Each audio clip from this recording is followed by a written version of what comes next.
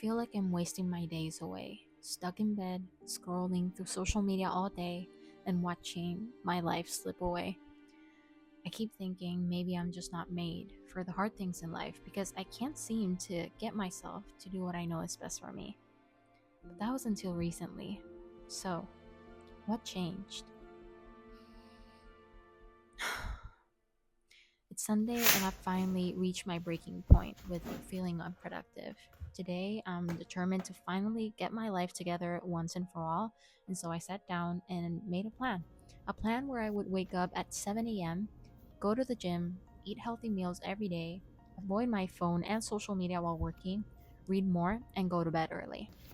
With this plan, I went to bed excited about the start of my journey towards becoming a productive person. But then Monday arrived. I woke up and I realized that I had overslept, which meant no time for the gym. So the first two steps of my plan were already out the window.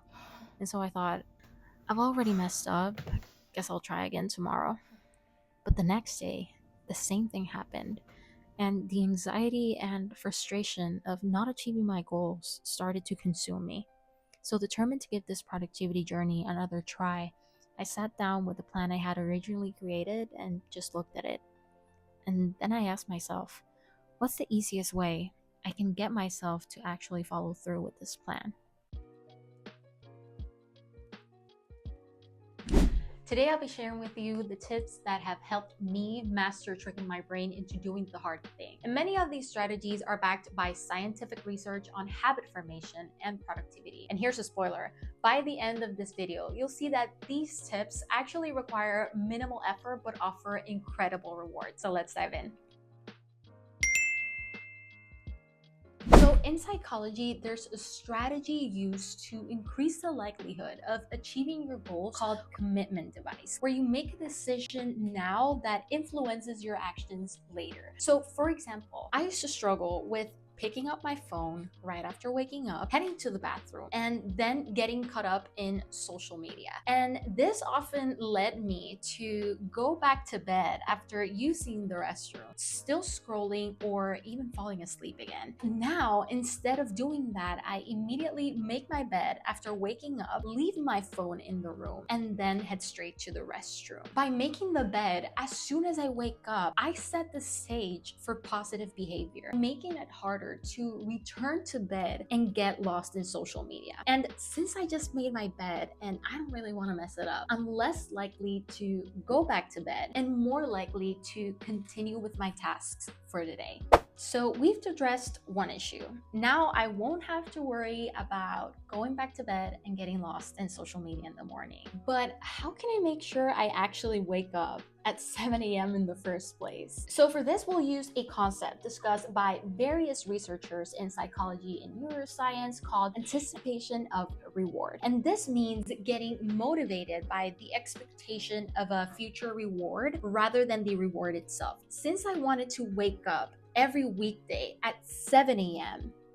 and my fiance leaves for work at 6:30 a.m. So my fiance is my best friend and I love spending time with him. So I decided that I was going to wake up at the same time he does so I could hug him goodbye before he leaves for work. And this worked really well for me because the idea behind anticipation of reward is that you're more likely to stick to a behavior if you get to do something you love at the same time. And for me, hugging my fiance in the morning was motivation enough to get up early. For you, it might be maybe enjoying a cup of coffee or going for a walk, whatever helps motivate you, take action. So another thing I wanted to implement into my routine was going to the gym in the mornings before work. And to do this, I used a concept called habit stacking. This concept involves using an existing daily action as a cue to trigger a new one. Essentially, the formula for habit stacking goes like this. After I complete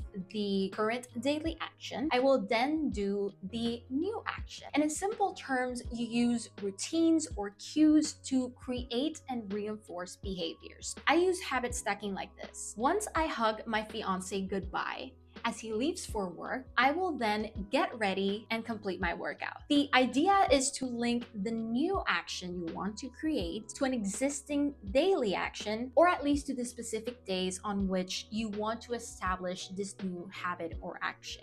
So I actually want to start discussing this next tip by sharing a quote from Atomic Habits by James Clear that I really like. He says, when scientists analyze people who appear to have tremendous self-control, it turns out those individuals aren't all that different from those who are struggling. Instead, disciplined people are better at structuring their lives in a way that does not require heroic willpower and self-control. In other words, they spend less time in tempting situations. And this understanding has made a significant difference in my life, because the belief that you need strict discipline to achieve anything is common in our society. And while discipline is important, it is even more crucial to avoid situations that might tempt you into falling into bad habits. I wanted to focus on only eating healthy meals. And at the time, I was doing intermittent fasting from 12 p.m. to 8 p.m. But sometimes my fiance would come home from work at 5 p.m. and would ask me if I wanted to eat out. Since I was tired from work and didn't really want to cook, I'd end up saying yes and eating unhealthy fast food. And so to overcome this, I shifted my fasting period to 9 a.m. to 5 p.m. And this way, by the time my fiance got home, I had already finished eating and begun fasting, which made it harder for me to be tempted by unhealthy food. And so this very small change in my routine is what has actually helped me in losing 20 pounds. And my journey isn't over, but the key is to focus on removing yourself from tempting situations that can lead to bad habits. Another thing I wanted to implement into my routine was that I wanted to start reading more books. And to do this, I used the concept from psychologist Peter Gollwitzer called implementation intention. And this concept basically involves creating detailed plans to make it easier to follow through on your goals. The formula for implementation intention is this: I will action that you want to do at time in location. This way, you'll be able to create specific if-then plans that answer the questions of when, where, and what you need to do to help you stick to your intentions. For example, in my case, my implementation intention looked like this. When I'm at the gym, I will listen to audiobooks for 45 minutes. The idea is to eliminate the need to decide in the moment by having a preset plan that specifies what you'll do, when, and where. And with this plan already in place, you won't have to worry about making those choices later. So here's the thing. You are definitely capable of doing hard things. The thing is that some days you are motivated to tackle the hard things, but other days you might feel like giving up. And the reality is that in order to reinforce positive behavior, you need to put in the reps consistently. And I know it's hard, but here's the good news. There are two strategies that you can use to make forming new habits easier for you. The first thing you can do is increase friction for negative behavior and decrease friction for positive behaviors. For instance, if you want to avoid using social media while working, put your phone in another room. By putting your phone in a different room, you increase the friction of getting distracted while working and decrease the friction of staying focused, making it easier to work and stay productive. On the other hand, the other strategy that you could use is the 2-minute rule, which is a productivity principle by David Allen, which can make starting a new habit feel more manageable. Think about it this way. Instead of saying that you're going to go to the gym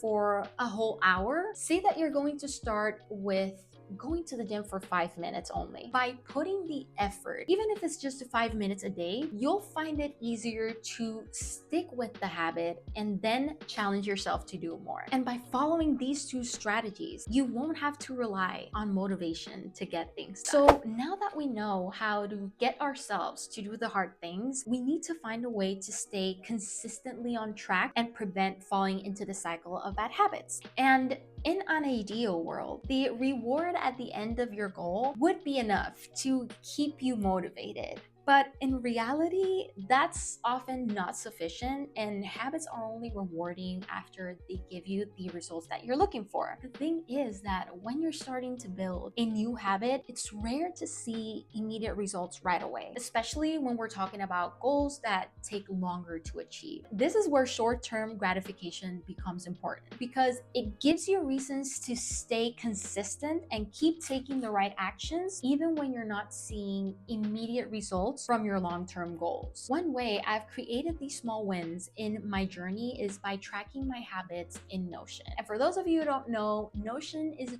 tool that lets you organize your tasks and notes and projects all in one place. And you can even create custom databases like this habit tracker I use. And Notion is completely free. So if you'd like to create an account, I've included the link in the description below. But as you can see, this habit tracker has progress bars that are really motivating to watch as they move closer to 100% each time I complete a daily habit. This habit tracker also includes a visual habit tracker where completed habits are marked with green batteries and incomplete ones are marked with red X's. It's quite motivating to see this table filled with green batteries rather than the red X's. But the good thing about being able to see those red X's is that it also helps me recognize when I'm not doing well with my habits. This same habit tracker is linked in the description below, or if you don't really like this habit tracker specifically, I have also created a tutorial on how to make your own habit tracker in Notion from scratch, which is also going to be linked in the description. But the key is to find a way to accumulate these small wins to provide short-term motivation and gratification